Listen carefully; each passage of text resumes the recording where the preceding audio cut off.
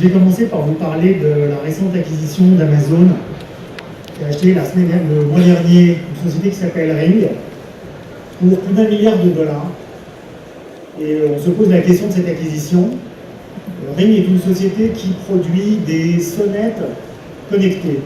La sonnette, la porte d'entrée. La technologie pas exceptionnelle, la part de marché pas formidable. Donc pourquoi une telle valeur, pourquoi une telle acquisition, pourquoi un tel prix d'achat? Bon. Alors ça soulève évidemment la question de la valorisation de la technologie. Est-ce que c'est le chiffre d'affaires, est-ce que c'est autre chose?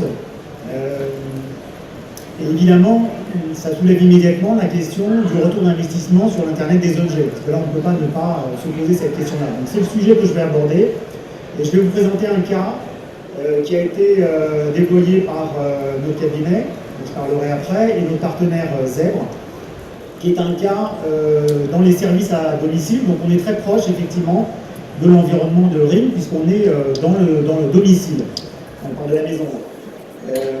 Alors, il s'agit de l'aide à domicile. Donc l'aide à domicile, pour ceux qui ne connaissent pas, et on est tous trop jeunes pour le connaître, heureusement, c'est l'aide aux personnes âgées à leur domicile pour éviter qu'elles aillent dans les hôpitaux, dans les institutions, donc sur les services de santé, de ménage, etc., qui sont évidemment très très utiles. Les budgets sont conséquents, donc je vous parle d'une expérimentation qui a eu lieu dans le département du Loiret. Donc le budget, rien que pour le Loiret, c'est 40 millions par an. 40 prestataires, difficulté de suivre les prestations qui sont effectuées au domicile, donc des problèmes de remontée d'informations parce que les familles n'ont pas d'informations et sont inquiètes. Imaginez votre grand-père, votre grand-mère ou un parent. Et puis, pour couronner le tout, des litiges de facturation puisqu'il y a des désaccords sur les prestations.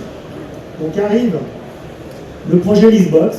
Le projet Listbox est une box qui a pour objectif de suivre en temps réel les prestations au domicile des utilisateurs. Donc c'est une technologie assez complexe, mais en gros c'est une super badgeuse, multifonction, très simple à installer. Il n'y a pas de connexion électrique, pas de connexion au téléphone, pas de paramétrage, rien. C'est un objet que vous posez sur une table dans l'appartement de la personne.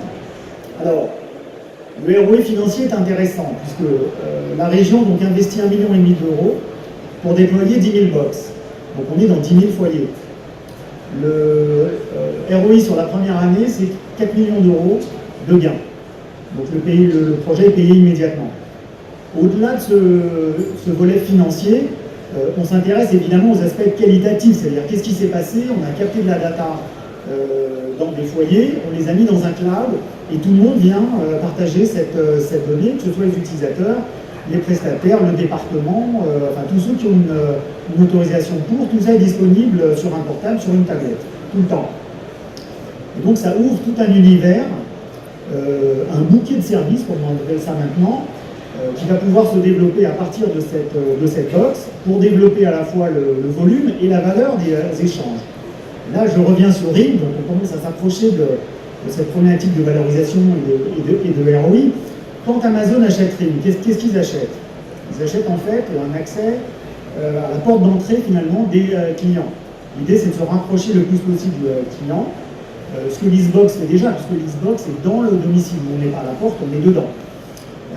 Et donc Amazon cherche à valoriser avec Ring toute sa puissance évidemment commerciale, et donc l'objet pour eux c'est d'acheter finalement la connexion au consommateur, la connexion à un parc d'objets connectés, c'est ça qu'ils ont acheté, tout ça pour une valeur aujourd'hui qui est sans rapport finalement avec la valeur économique réelle de l'entreprise. C'est-à-dire que l'enjeu finalement, et c'est ce qu'on essaie de montrer pour Listbox, c'est la même chose, on est présent dans 10 000 foyers, il y a une captation de données qui est potentiellement énorme, qui est déjà importante mais qui est énorme, on peut tout faire passer par la box. Les alertes, les pics de chaleur, les pics de froid, enfin tout peut passer. Et évidemment, la potentialité de commercer finalement avec ces foyers, parce que ce n'est pas qu'une personne, hein, c'est une famille qui est dans un foyer, devient effectivement très stratégique et très valorisée. Voilà. J'ai fait en 3 minutes. C'est bien, mais vous savez, je me demande, qu'est-ce qu'il y a dans ces 4 millions d'euros d'économie, là, puisque vous nous montrez cette application? C'est la maîtrise du budget, maîtrise des coûts. Ouais. Maîtrise du budget, vous avez... C'était des surfacturations qui étaient faites Des surfacturations, des erreurs de tout type, plus évidemment le processus qui aujourd'hui est error-free, hein, il n'y a plus de litige, maîtrise des data. Et donc, juste avant nous, il y avait un débat avec des avocats émérites sur les RGPD. Ce type d'application, avec les RGPD qui arrivent, va devoir revoir un tout petit peu sa copie. Évidemment, mais ça, RGPD, tout le monde y passe. Particulièrement sur ce type d'objet. Enfin, là, vous captez tout, vous captez même les données de santé. Hein, c'est pour ça que je parle de ça. Les données de santé. Ça veut dire qu'il y a des agréments spécifiques, comme pour toutes les sociétés qui manipulent des données de santé. C'est un marché public, donc je peux vous dire que tout est super encadré. C'est même trop chiant d'ailleurs, c'est tout encadré. Si vous voulez mon c'est presque trop. Parce que cet objet-là, enfin pour être clair, hein, devrait être dans la France entière. Il est tellement efficace, c'est tellement important. Pourquoi est-ce qu'on ne le met pas dans la France entière? Parce que chaque département a son processus d'appel d'offres et franchement, c'est insupportable. Alors, parlez-nous Premium Peers, là, parce qu'on a parlé de cette application. D'abord, quel rôle vous avez joué, par exemple, sur cette application avec votre partenaire voilà. Premium Peers, je passe juste une oui, allez-y. Je vais peut-être anticiper, mais... C'est une communauté de consultants, mais pas que de consultants.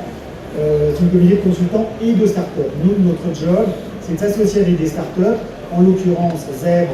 On en a une autre qui travaille dans l'automobile aussi sur l'IoT, et de faire la combinatoire finalement technique, métier et conseil, parce qu'il faut réfléchir au business model, il faut réfléchir à la proposition de valeur, il faut réfléchir aux impacts organisationnels, à la RGPD. Et ça, les startups, elles ne le maîtrisent pas. Donc nous, on s'associe avec nos startups, dont je vais parler ici, et on déploie des projets. Alors pour vous donner une petite idée, voilà nos partenaires. Donc Zèbre est en bas à droite, un partenaire chéri, favori. Mais on développe tout un tas de projets dans un tas de secteurs. On fait de la RPA, on fait pas mal de choses, donc on est très technophile. Mais on fait en fait la jointure entre le conseil et la technologie. C'est-à-dire que toutes les startups aujourd'hui ont besoin de ce qu'on appelle un fronting conseil. Les startups n'ont pas d'équipe de conseil intégrée, elles ont besoin de ça, même qu'on a besoin d'elles. Et donc on s'associe pour déployer des projets. Et ça marche plutôt bien. Donc votre modèle économique, si c'est pas un gros mot, est associé à cette vente de conseils. On a des accords de partenariat avec tous ces gens-là. Individuels. On s'apporte des affaires, on travaille ensemble, on développe ensemble, on commercialise. Alors après, il y a des options, il y a des scénarios où chacun fait sa facturation, il y a des scénarios où on se rétrocède des apports individuels. Donc, c'est très variable comme chez nous, mais très collaboratif. C'est ça. On ferme les yeux, dans 2-3 ans, où est-ce que vous voyez cette communauté Premium Peers? Quelle taille? Qu'est-ce qu'il vous faut pour y arriver? Ce sera la même chose en Europe. On est en train de lever des fonds pour notre premier bureau à l'étranger en 2019. Pour le moment, ce sont les mêmes investisseurs, ceux qui ont créé le cabinet, qui vont réinvestir. Donc on n'a pas besoin d'argent immédiatement.